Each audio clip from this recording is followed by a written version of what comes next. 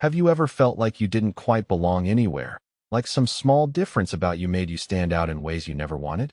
Maya Sinclair knew that feeling intimately, had lived with it every single day since moving to Seoul 3 years ago. The fluorescent lights of the convenience store cast harsh shadows across her face as she restocked the refrigerated section, each movement mechanical after months of the same routine. At 24, she should have been building a career, finding her place in the world.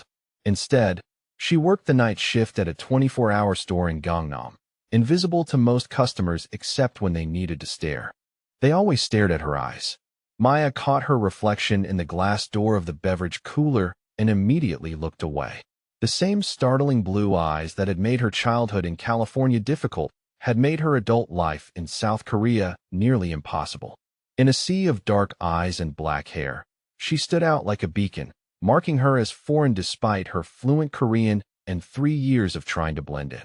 The store was quiet at 2 in the morning, just the hum of refrigeration units and the occasional drunk businessman stumbling in for instant noodles. Maya preferred these late hours when fewer people were around to whisper about the mixed-race girl with the strange eyes, when she could almost pretend she belonged somewhere. Her phone buzzed with a text from her roommate asking if she was coming home tonight or crashing at the store again. Maya typed back that she'd be home by 6, the same lie she told every week. Truth was, she often spent the extra hours after her shift ended just sitting in the empty store, postponing the moment when she'd have to face the outside world again. The bell above the door chimed, and Maya looked up to see a well-dressed man in his 30s enter. Unlike the usual late-night customers, he moved with purpose, scanning the store with sharp eyes before approaching the counter.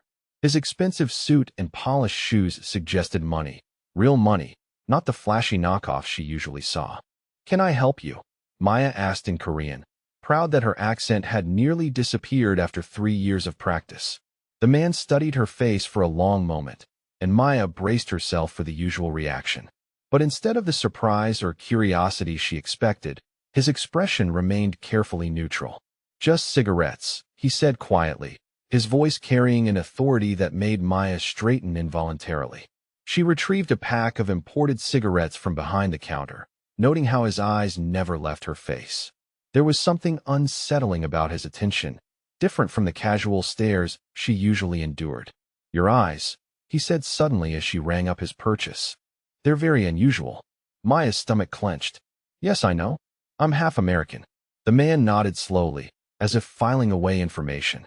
"You work here every night." It wasn't a question, and something about his tone made Maya's pulse quicken. "Most nights, yes."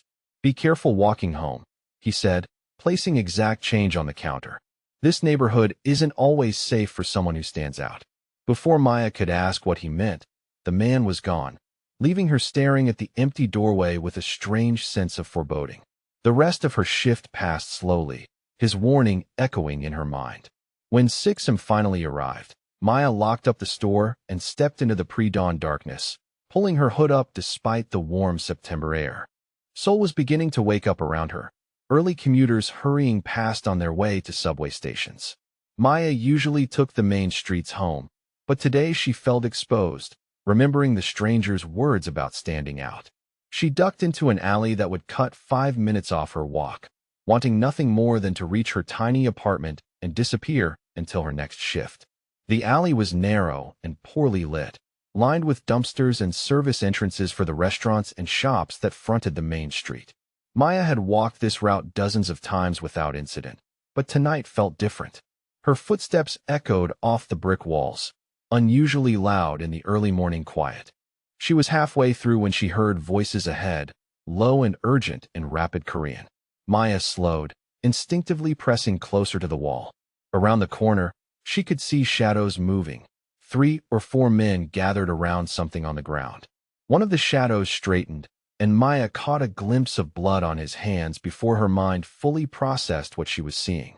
There was a man on the ground, motionless, while another knelt beside him with what looked like a knife. Maya's breath caught in her throat, and she took an involuntary step backward.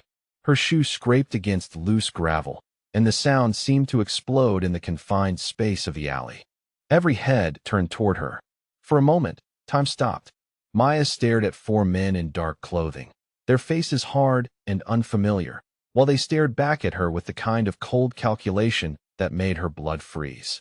She could see the body clearly now, could see the pool of blood spreading beneath it. Run, her mind screamed, but her legs wouldn't move. Hey, one of the men called out in Korean, his voice sharp. You there? That broke the spell.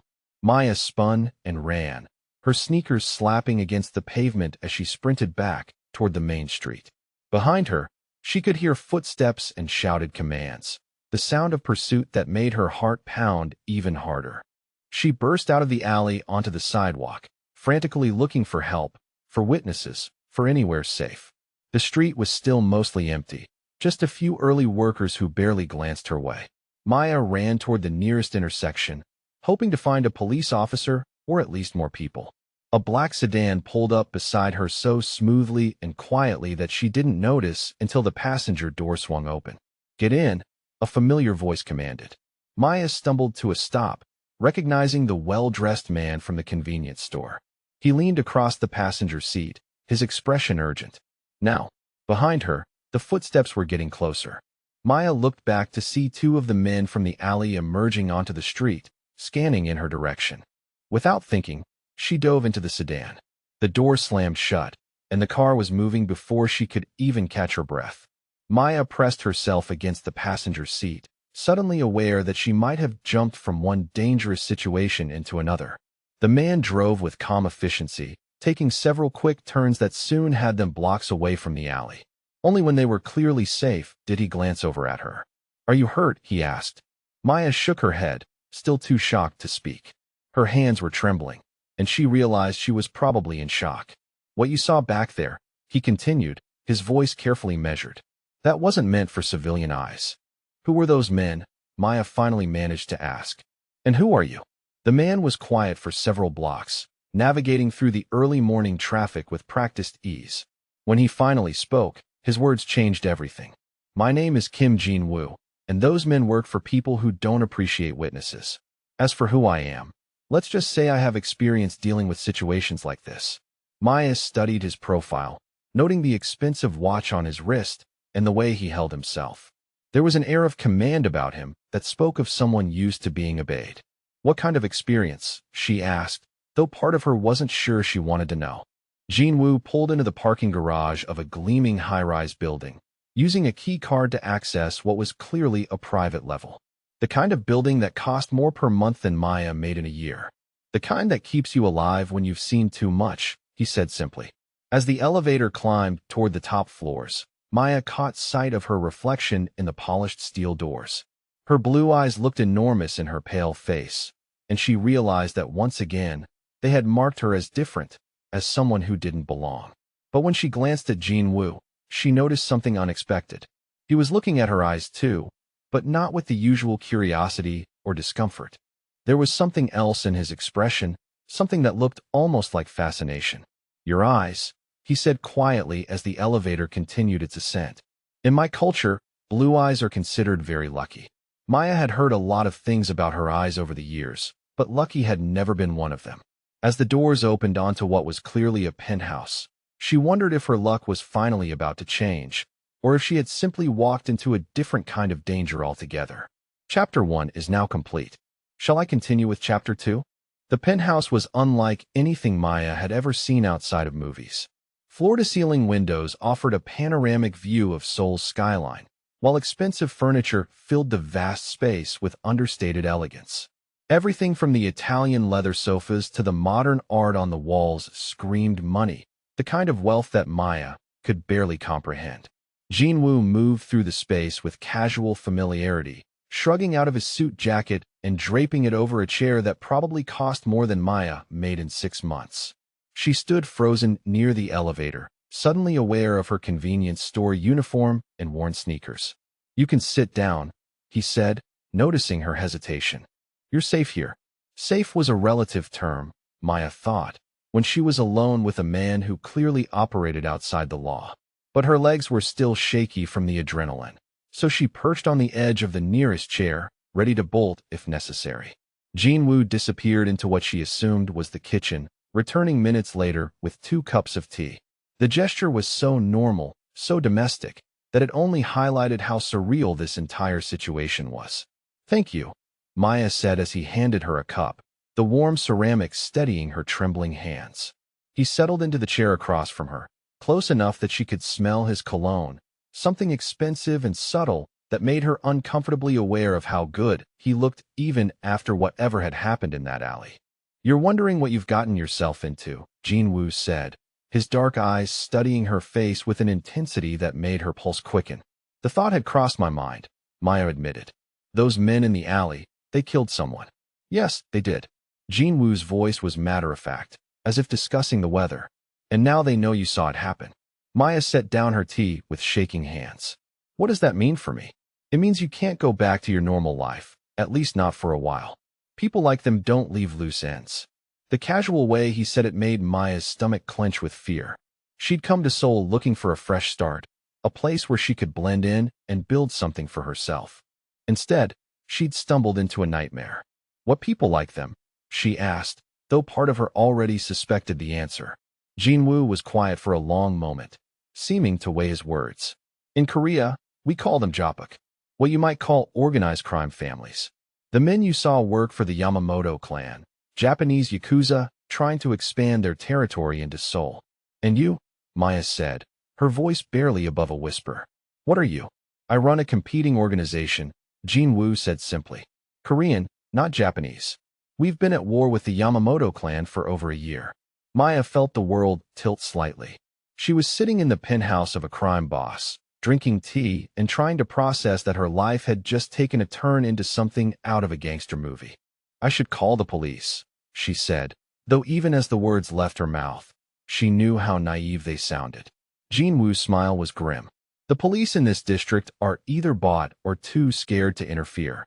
And even if they weren't, you think the Yamamoto clan would let you live long enough to testify?" The reality of her situation settled over Maya like a lead blanket. She was trapped, completely dependent on a man she'd met hours ago, a man who'd just admitted to being a criminal. "Why did you help me?" she asked. "You don't even know me." Jinwoo leaned forward slightly, his gaze fixed on her face with an intensity that made her breath catch. "My grandmother used to tell me stories when I was young. Old Korean folk tales about blue-eyed spirits that brought good fortune to those who protected them." Maya blinked in surprise. "That's just superstition." "Maybe," Jinwoo said, but his tone suggested he wasn't entirely convinced. "In my line of work, you learn to pay attention to signs.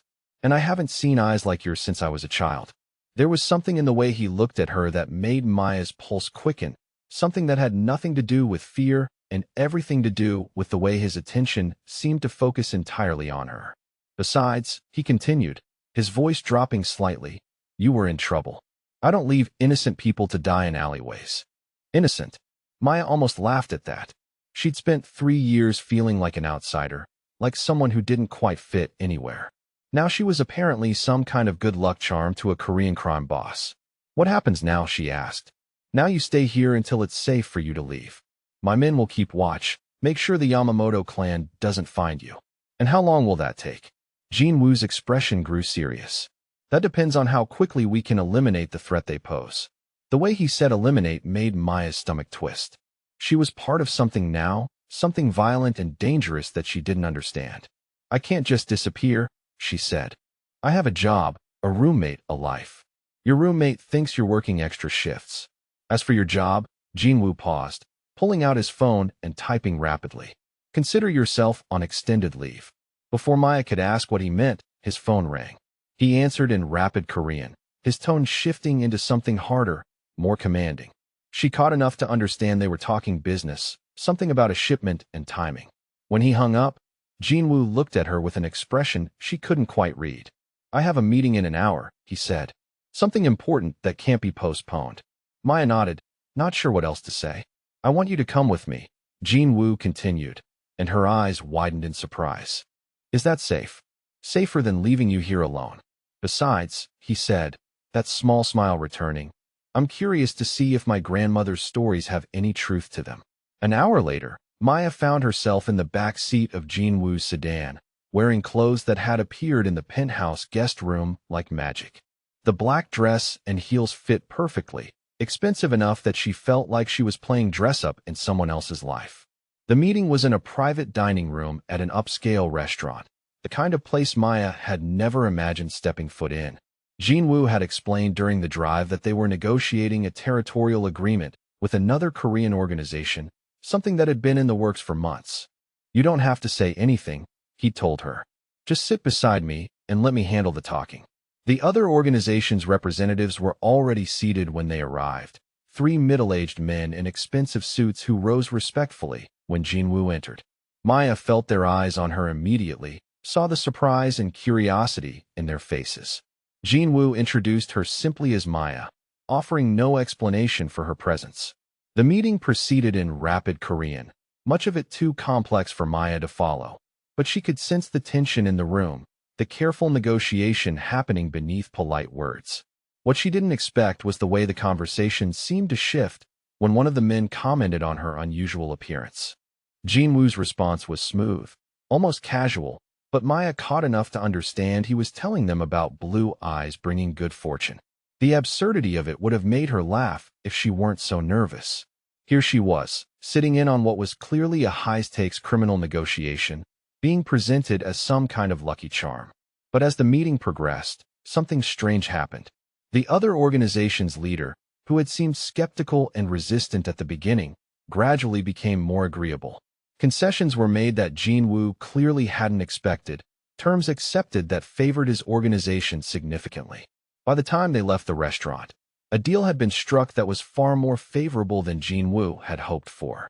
Back in the car, Maya couldn't contain her curiosity any longer. "Did that really go better because of me?" she asked. Jinwoo was quiet for several blocks, his expression thoughtful. "Miho hasn't agreed to terms that generous in over a decade," he finally said. "And the only thing different about tonight was you." Maya stared at him. "You can't seriously believe my eye color influenced a business deal." "I've learned not to question fortune when it presents itself," Jinwoo said, glancing at her with an intensity that made her pulse quicken, especially when it comes in such an unexpected package.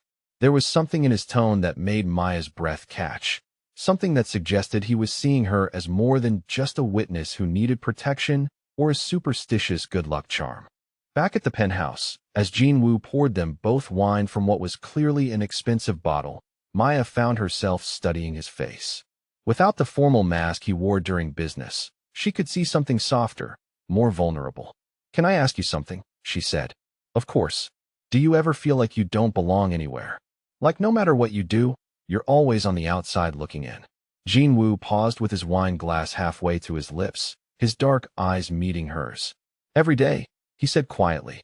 "When you're born into this life, you learn early that you exist in a world most people can't even imagine. You can never really connect with anyone who isn't part of it."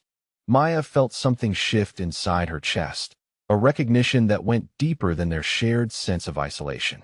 For the first time since this nightmare began, she wasn't thinking about escape. "What if I stayed?" she heard herself ask. "Not just until it's safe, but really stayed." Jinwoo set down his wine glass, his full attention focused on her. "That would be dangerous, Maya. This life, my world, it's not something you can step away from once you're truly part of it." "Maybe I'm tired of playing it safe," she said, surprising herself with the honesty.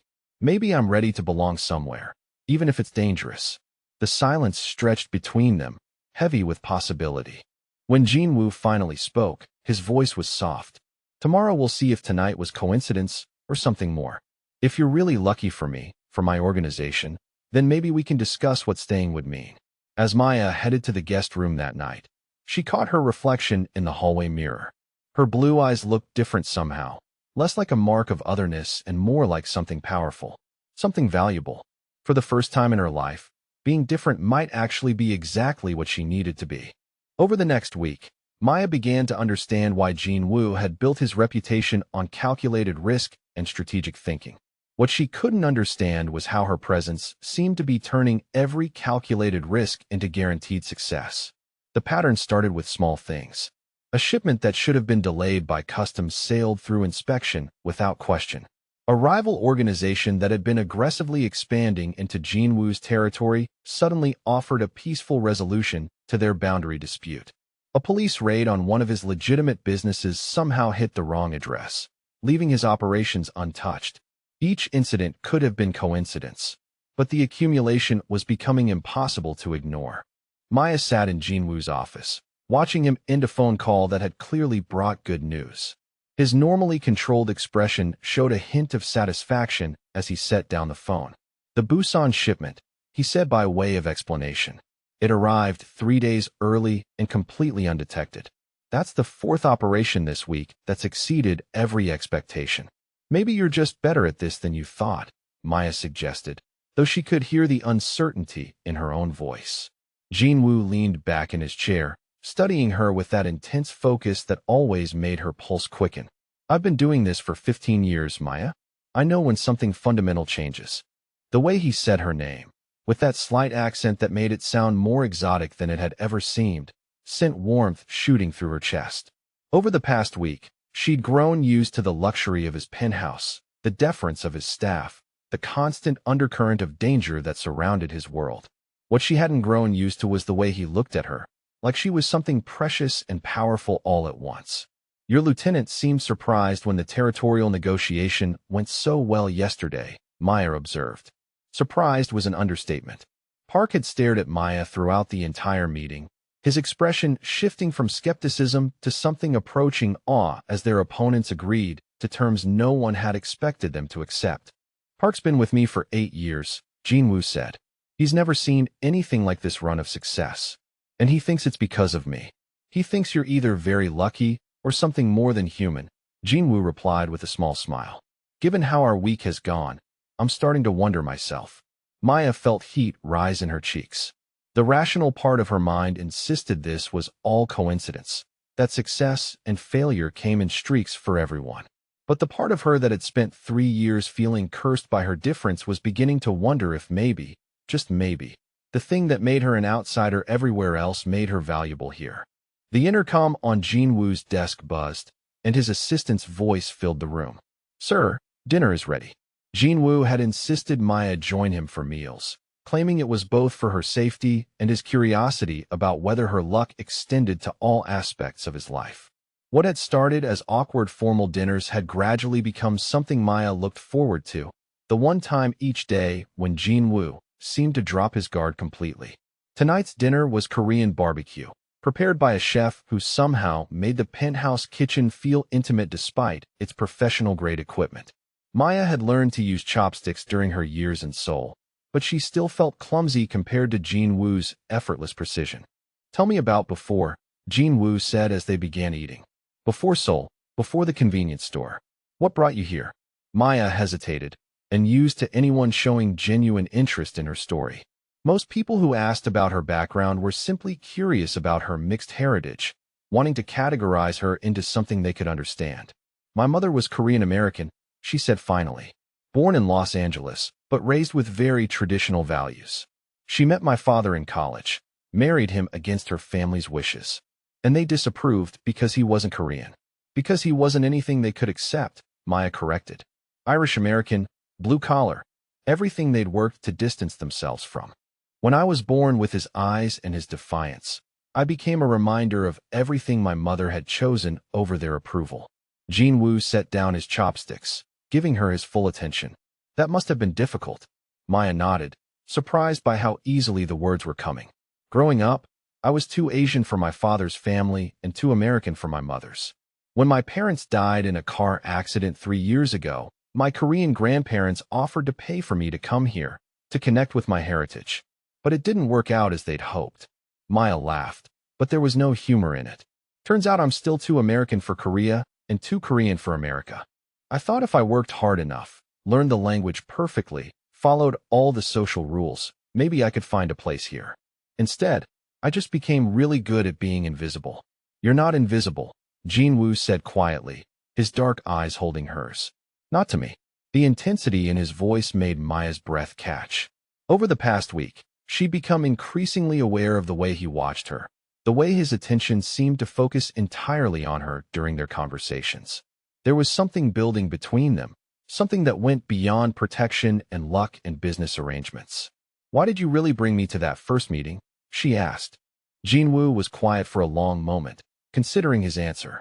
"Honestly, I wasn't sure. My grandmother's stories seemed like folklore until I saw your eyes. But even if you hadn't brought good fortune, I would have wanted you there. Why? Because you see everything, he said. During that negotiation, you were watching faces, reading reactions, understanding dynamics, even though you couldn't follow every word. You have good instincts. Maya felt something warm unfurl in her chest at the approval in his voice. No one had ever noticed her ability to read people before, had never seen it as anything more than the hypervigilance of someone who'd always been on the outside looking in. You're different too, she said. When you're not playing the crime boss, when it's just us, you're gentler than you want people to know. Jinwoo's smile was soft, transforming his usually serious face. In my world, gentleness is seen as weakness. I learned early to hide anything that could be used against me. But you don't hide it from me. No, he said, his voice dropping to something almost intimate.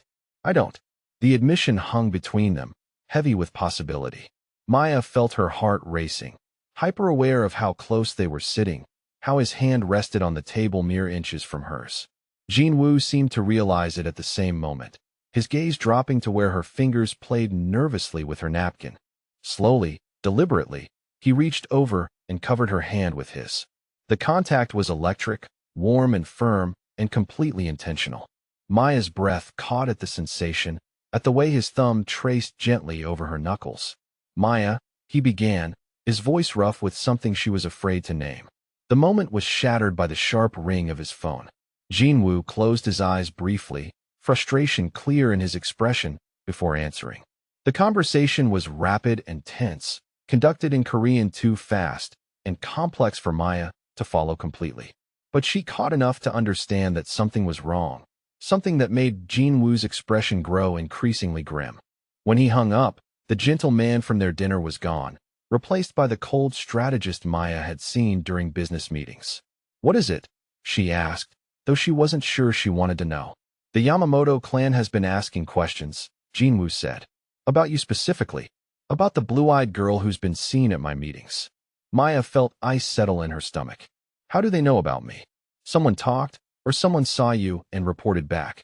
It doesn't matter how. What matters is that they know you exist, and they know you're with me.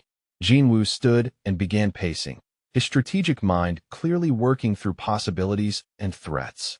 Maya had seen him like this before during business calls, but never when the danger was directed at her. What does that mean? She asked, though she suspected she already knew. It means they think you're important to me, Jinwoo said, his voice tight with controlled anger. Which makes you a target, either to eliminate the advantage they think you give me, or to use against me. Maya felt the walls of the safe world she'd been building around herself begin to crumble. For a week, she'd allowed herself to believe that maybe she'd found somewhere she belonged, someone who valued what made her different. Now that fantasy was colliding with the harsh reality of Jinwoo's world. I should leave, she said quietly. Go back to my old life. Pretend none of this happened. Jinwoo stopped pacing and turned to face her, his expression fierce. There is no going back, Maya. Even if you disappeared tomorrow, they know you exist. They know you were with me during successful negotiations. In their minds, you're already part of this. The finality in his voice made Maya's chest tighten with fear and something else, something that felt dangerously like relief. She'd been looking for a reason to stay, and now she had one, even if it wasn't the reason she'd hoped for. Then what do we do? She asked. We prepare for war, Jinwoo said simply. And we hope your luck extends to keeping us both alive. As Maya headed to bed that night, her hand still tingling from Jinwoo's touch, she realized that everything was about to change again. The safe week of growing attraction and tentative hope was over. Now they would find out if the connection building between them was strong enough to survive what was coming. Outside the penthouse windows, Seoul glittered in the darkness, beautiful and dangerous and full of possibilities Maya was only beginning to understand. The attack came 3 days later, swift and calculated in a way that reminded Maya exactly how dangerous Jinwoo's world really was. She had been walking through the luxury shopping district with 2 of Jinwoo's men, supposedly just browsing while they maintained a discreet distance. The outing had been Jinwoo's idea, an attempt to give her some normalcy while keeping her protected. Maya had felt almost like a regular person again, admiring clothes she couldn't afford in windows of stores she'd never dreamed of entering. The illusion shattered when she noticed the same black sedan had been following them for 3 blocks. Maya quickened her pace, trying to remember Jean Wu's instructions about what to do if she felt threatened. Stay calm. Get to a public place. Signal the guards. She turned toward the nearest department store, its glass doors promising safety and witnesses. She never made it inside. The van came from nowhere, sliding up to the curb as 3 men jumped out. Maya heard shouting behind her as Jean Wu's guards realized what was happening, but they were too far away. Hands grabbed her arms, yanking her toward the van with professional efficiency. Maya screamed, fighting against the grip that was dragging her backward. She managed to break free for a moment, stumbling toward the department store entrance, but there were too many of them. "Let me go," she gasped in Korean, then English, panic making her switch between languages. One of her attackers said something in rapid Japanese, confirming her worst fears about who was behind this.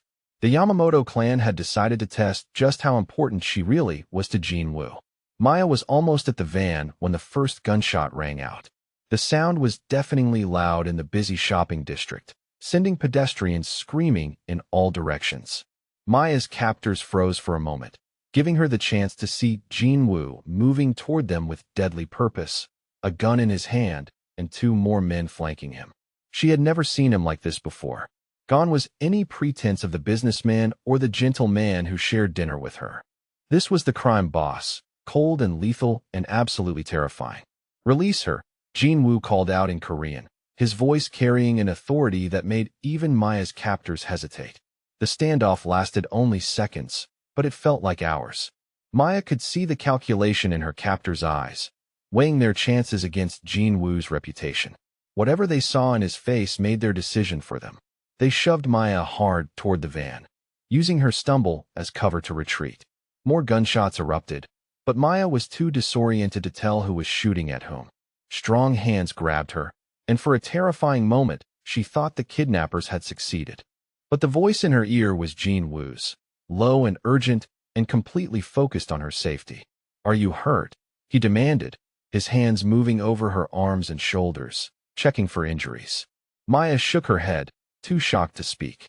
Around them, the shopping district had erupted into chaos, sirens already wailing in the distance. "We need to go," Jean Wu said, already moving her toward his car. Now, the ride back to the penthouse passed in a blur of Jean Wu's terse phone calls and Maya's racing thoughts. She kept replaying those moments when she'd been dragged toward the van, kept seeing the cold efficiency with which trained men had tried to take her. This was real. The danger, the violence, the fact that people were willing to kidnap her just to get to Jean Wu. All of it was horribly, undeniably real. Back in the safety of the penthouse, Maya sat on the leather sofa with shaking hands while Jean Wu paced like a caged animal. His controlled facade had cracked, revealing the fury underneath. "This is unacceptable," he said into his phone, his voice deadly quiet. "Find out who gave them intelligence about her movements. Find out how they knew where she would be." Maya watched him end the call and immediately dial another number, issuing orders in rapid Korean. She understood enough to know he was mobilizing his entire organization, calling in favors, preparing for war. When he finally hung up, Jean Wu came to sit beside her, his anger carefully contained but still visible in the tension of his shoulders. "This is my fault," he said quietly. "I should have anticipated this." Maya looked at him, seeing the guilt in his dark eyes. "You couldn't have known they would move so quickly." "I should have known," Jean Wu repeated, his voice harsh with self-recrimination.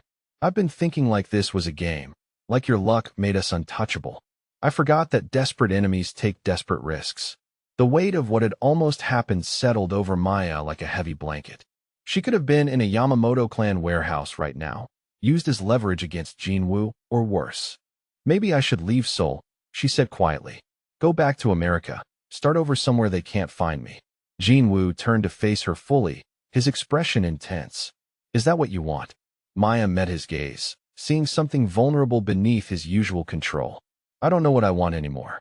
A week ago, my biggest problem was feeling like an outsider. Now people are trying to kidnap me because of my eye color." "It's not just your eye color," Jean Wu said softly. "It's what you represent to me. what they think you mean to my organization. And what do I represent? Maya asked, her heart racing at the implication in his words. Jinwoo was quiet for a long moment, seeming to weigh his answer. Hope, he finally said. For the first time in years, when I look at the future, I see something other than an endless cycle of territory wars and survival. The honesty in his voice made Maya's chest tighten with emotion. She could see the loneliness in him now, the isolation that came from living a life where trust was dangerous and genuine connection was almost impossible. Tell me about before, she said gently. Before you became this.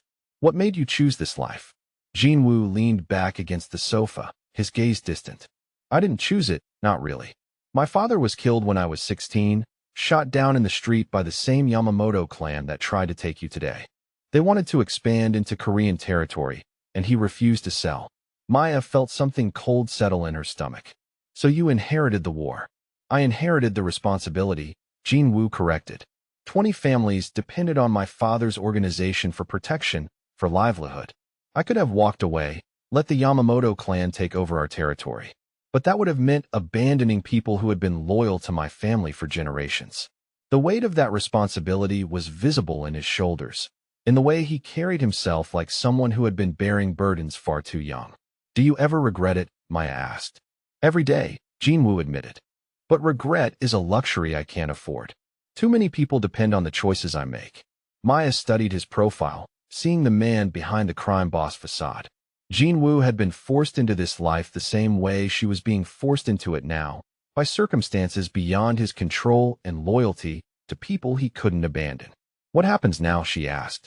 Now we prepare for their next move, Jinwoo said. The Yamamoto clan won't give up just because today failed. They'll try again, probably with more force. The certainty in his voice made Maya realize that this was her life now, whether she chose it or not. The Yamamoto clan knew she existed, knew she was important to Jinwoo. There was no going back to anonymity. I'm scared, she admitted quietly. Jinwoo turned to look at her, and something in his expression shifted. Without a word, he reached over and cupped her face gently, his thumb stroking across her cheek. I won't let them hurt you, he said, his voice soft but absolute. I promise you that. Maya felt tears prick at her eyes, not from fear but from the fierce protectiveness in his voice. No one had ever looked at her the way Jinwoo was looking at her now, like she was something precious that he would defend with his life. Jinwoo, she whispered, not sure what she wanted to say, but needing to say something. He seemed to understand, leaning closer until she could feel his breath against her lips. The kiss, when it came, was gentle and desperate all at once, a confirmation of everything that had been building between them. Maya had been kissed before, but never like this. Never by someone who kissed her like she was salvation and temptation and home all wrapped into one. Jinwoo's hands tangled in her hair, holding her close as if he was afraid she might disappear. When they finally broke apart, both breathing hard, Maya felt like something fundamental had shifted between them. Stay, Jinwoo said against her forehead, his voice rough with emotion. Not because you have to, not because it's safer, but because you want to. Because this, whatever this is between us, is worth fighting for. Maya looked into his dark eyes, seeing her own reflection in them. She thought about the life she'd been living before, invisible and lonely and always on the outside. Then she thought about the way Jinwoo looked at her, like her difference was something powerful rather than something to hide. Yes, she said, the word coming out stronger than she felt. I'll stay. I'll fight. The smile that spread across Jinwoo's face was brilliant, transforming him into someone young and hopeful despite everything they were facing. Then we'll face whatever comes next together, he said, pulling her close. As Maya settled against his chest, feeling his heartbeat steady and strong beneath her cheek, she realized she was no longer the woman who had stumbled into that alley a week ago. She was someone who belonged somewhere, someone worth protecting and fighting for. The Yamamoto clan might come for her again, but they would find her ready. The war came to them on a Tuesday evening, swift and brutal, and exactly what Jinwoo had been preparing for. Maya was in Jinwoo's office reviewing security footage from their failed kidnapping attempt when the first explosion shook the building. The lights flickered, and Jinwoo's head snapped up from the tactical maps spread across his desk. They're here, he said, his voice deadly calm as alarms began blaring throughout the building. Maya's blood turned to ice as she realized what was happening. The Yamamoto clan wasn't trying subtle approaches anymore. They had come for a direct assault on Jinwoo's headquarters, and she was right in the middle of it. Jinwoo was already moving, pulling weapons from hidden compartments, and speaking rapidly into his radio. His transformation from the gentle man she'd grown to love into a military commander was instantaneous and complete. "Get to the safe room," he ordered, tossing Maya a bulletproof vest. "Lock the door and don't come out until I tell you it's over." Maya caught the vest, but didn't put it on. "Wait," she said, her mind racing as she stared at the security monitors. Something's wrong with their approach pattern. Jinwoo paused in his preparations, following her gaze to the screens showing armed men advancing on the building from multiple angles. "What do you see?" he asked, trusting her instincts even in the middle of a crisis. Maya pointed to the monitors, her analytical mind cutting through her fear. "They're coming from the north and east, but leaving the south completely undefended. That's either incredibly sloppy or incredibly smart." Jinwoo studied the screens, his expression growing grim. "It's a trap. They want us to retreat south, funnel us exactly where they want us." "Into what?" Maya asked, though she suspected she already knew. "An ambush," Jinwoo confirmed, his respect for her tactical thinking clear in his voice. "They've probably got twice as many men waiting on the south side." The building shook again as another explosion rocked the lower floors. Jinwoo's radio crackled with urgent reports from his men, painting a picture of overwhelming force attacking from multiple directions. "We need to change the plan," Maya said, surprising herself with her calm tone. "If they expect you to retreat south, do the opposite. Push north, break their line where they least expect resistance." Jinwoo looked at her with something approaching awe. "That's exactly what we'll do," he said. "But first, you're going somewhere safe." "I'm not leaving you," Maya said firmly. "If my luck is real, you need me here. And if it's not, I'm not spending what might be our last night hiding in a safe room." The sound of gunfire echoed through the building, getting closer by the minute. Jinwoo's men were holding the perimeter, but everyone knew it was only a matter of time before the attackers broke through. "Maya," Jinwoo began, his voice rough with emotion. "Please," she interrupted, stepping closer to him. "Let me stay with you. Let me be part of this." The battle raged for 3 hours, and Maya learned that war was nothing like the movies made it seem. It was chaos and confusion, periods of terrifying waiting punctuated by moments of explosive violence. Through it all, she stayed beside Jinwoo in his command center, watching security feeds and coordinating with his lieutenants. Her tactical insights proved invaluable. She spotted weak points in the enemy formation, suggested flanking maneuvers, and helped coordinate the counterattack that eventually broke the Yamamoto assault. When the last gunshot faded and Jinwoo's voice declared the building secure, Maya felt like she had proven something important to herself. "You were incredible," Jinwoo said as his men finished securing the perimeter. "The way you read their strategy, the tactical suggestions you made, you probably saved a dozen lives tonight." Maya looked around at the aftermath of battle, seeing the damage and knowing that men had died because of the war she'd become part of. The weight of it settled on her shoulders, but she didn't feel crushed by it. Instead, she felt something she'd never experienced before, the certainty that she belonged exactly where she was. "Is it over?" she asked. "For tonight," Jinwoo confirmed. "But Yamamoto-san will be furious that his assault failed. He'll come for us personally now, and he won't make the same mistakes twice." Maya nodded, understanding that this had been the prelude, not the final battle. But as she looked at Jinwoo, saw the pride and admiration in his eyes, she realized that whatever came next, they would face it together. The penthouse felt different when they finally returned to it hours later, like a sanctuary that had been tested and proven secure. Maya stood by the floor-to-ceiling windows, looking out at Seoul's lights and trying to process everything that had happened. Jinwoo appeared beside her with 2 glasses of wine, his formal vest and tie discarded somewhere along the way. He looked exhausted but alive, more real than she'd ever seen him. "Thank you," he said quietly. "For what?" "For staying. For fighting alongside me instead of hiding. For seeing patterns that I missed." Jinwoo paused, seeming to choose his words carefully. "For being exactly who I needed you to be." Maya turned to face him fully, seeing something vulnerable in his expression despite everything he'd proven himself capable of tonight. "I love you," she said, the words coming out simple and certain. "I know this is crazy. I know it's been less than 2 weeks, but I love you." Jinwoo set down his wine glass and cupped her face gently, his thumbs stroking across her cheeks. "I've loved you since that first night," he said softly.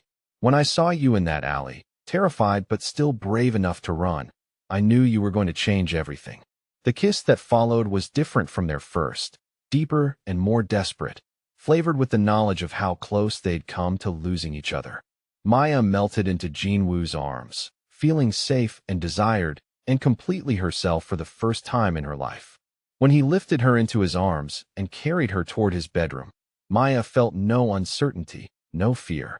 This felt inevitable, like everything in her life had been leading to this moment with this man. Jinwoo set her down gently beside his bed, his hands framing her face as he searched her eyes. "Are you sure?" he asked, his voice rough with wanting and restraint. "Once we do this, once you're truly mine, there's no going back to who you were before." Maya smiled, feeling powerful and chosen and completely certain. "I don't want to go back," she said. "I want to go forward. With you." What followed was tender and passionate, and nothing like Maya had ever experienced before.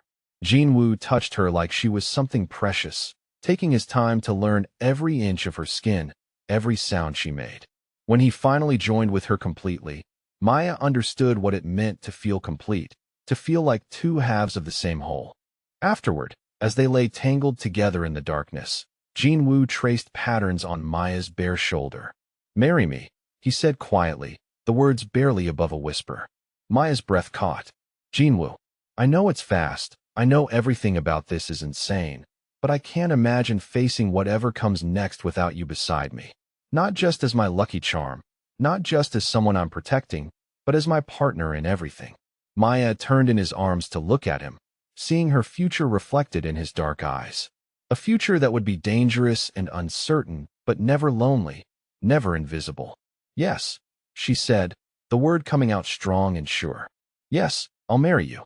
Jinwoo's smile was brilliant, and when he kissed her again, Maya could taste their shared future on his lips. "But first," she said against his mouth, "we finish this war." Jinwoo's expression grew serious. "Yamamoto-san will come for us personally after tonight's failure. It'll be brutal and final, one way or another. Then we'd better make sure we're the ones left standing," Maya said, surprised by her own fierce determination. As dawn broke over Seoul, painting the sky in shades of pink and gold, Maya realized that the woman who had stumbled into that alley 2 weeks ago was gone forever. In her place was someone stronger, someone who had found her place in the world and was willing to fight for it. The final battle was coming, and Maya Chin Sinclair, future wife of Kim Jin-woo, would be ready for it. The final confrontation came exactly 1 week later, in an abandoned warehouse on the outskirts of Seoul that had once been neutral ground for territorial negotiations. Yamamoto Kenji had chosen the location deliberately, a place where both organizations had historically settled disputes through words rather than violence. Tonight, words would not be enough. Maya sat in the passenger seat of Jinwoo's armored sedan, studying the warehouse through bulletproof glass. Her engagement ring, a stunning sapphire that matched her eyes, caught the light as she pointed to the building's layout. "He's got snipers on the roof," she said calmly, her weeks of tactical training evident in her confident assessment. "At least 4, positioned to cover all the entrances. But he's left the northwest corner undermanned." Jinwoo followed her gaze, seeing what she'd spotted immediately. "You're right," he confirmed with pride. "Classic overconfidence. He thinks superior numbers guarantee victory." Maya had insisted on being part of the final planning, despite Jinwoo's initial resistance. But after her performance during the headquarters assault, none of his lieutenants questioned her strategic insights. She had proven herself in battle, earned her place as more than just a lucky charm. "The plan is simple," Jinwoo said, checking his weapon one final time. "We go in hard and fast, eliminate Yamamoto-san and his key lieutenants. End this war definitively, so you never have to look over your shoulder again." Maya turned to study his profile, seeing the controlled fury that had been building since the kidnapping attempt. This wasn't just about territory or business anymore. Yamamoto-san had threatened what Jinwoo loved most. and that made it personal. Be careful in there, Maya said softly. Come back to me. Jinwoo took her hand, raising it to his lips to press a gentle kiss against her engagement ring. Always, he promised. The assault began at exactly midnight, Jinwoo's men moving with military precision through the warehouse complex.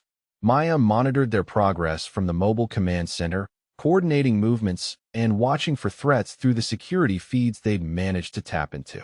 Everything went according to plan until Yamamoto-san revealed his final card. Jinwoo had cornered the Japanese crime boss in the main warehouse floor when Maya spotted the movement on the thermal imaging. A sniper, positioned in a blind spot that their initial reconnaissance had missed, had Jinwoo directly in his sights. Jinwoo, 6 o'clock high, northwest beam.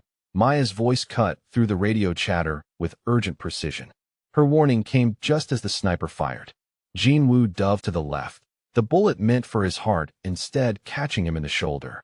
The wound sent him sprawling, his weapon skittering across the warehouse floor. Yamamoto-san smiled coldly as he drew his own gun, moving toward Jinwoo with predatory satisfaction. So much for Korean superiority, he said in accented Korean. Your lucky charm couldn't save you after all. But Maya was already moving. Abandoning the command center against explicit orders, she slipped into the warehouse through the northwest entrance she'd identified earlier. Her heart pounded as she navigated through the maze of shipping containers and support beams, guided by the sounds of confrontation ahead. She reached the main floor just as Yamamoto-san stood over Jinwoo's injured form, savoring his moment of triumph. The great Kim Jinwoo, brought low by Japanese superiority, Yamamoto-san continued, raising his weapon. Your organization dies with you tonight. Actually, Maya called out, stepping into view with one of Jinwoo's backup weapons held steady in her hands. I think you'll find Korean strategy beats Japanese arrogance every time. Yamamoto-san spun toward her, surprised by the interruption. The blue-eyed whore, he sneered. Come to watch your lover die? Maya's aim never wavered. I've come to end this war, she replied, her voice cold as winter. You made one critical mistake, Yamamoto-san. You underestimated what a woman with nothing left to lose is capable of. The standoff lasted only seconds. Yamamoto-san, overconfident and dismissive, tried to swing his weapon toward Maya while keeping Jinwoo covered. But Maya had been trained by the best, and her tactical mind had already calculated the angles. Her shot was clean and final. Yamamoto-san crumpled to the warehouse floor, his war against the Korean families ending in the same violence it had been built on. Maya rushed to Jinwoo's side, her hands shaking as she checked his wound. The bullet had gone clean through his shoulder, missing anything vital but causing significant blood loss. You came for me, Jinwoo said, his voice weak but filled with admiration. I told you I'd fight, Maya replied, pressing her hands against the wound to slow the bleeding. I meant it. The cleanup took hours, but when it was finished, the Yamamoto clan's threat to Korean territory had been eliminated permanently. Jinwoo's shoulder would heal, and their war was finally over. 6 months later, Maya stood in the garden of Jinwoo's family estate, wearing a traditional Korean hanbok that had been altered to accommodate her Western features. The silk was a deep blue that matched her eyes, chosen specifically to honor both her heritage and the unique gift that had brought them together. The wedding ceremony blended Korean traditions with accommodations for Maya's mixed background. Jinwoo's extended family, initially skeptical of their leader marrying a foreign woman, had come to respect Maya's strategic mind and unwavering loyalty. She had proven herself in battle and earned her place through action rather than birthright. As Jinwoo lifted the traditional veil to reveal her face, Maya saw her reflection in his dark eyes and realized how far she'd traveled from the lonely convenience store worker she'd once been.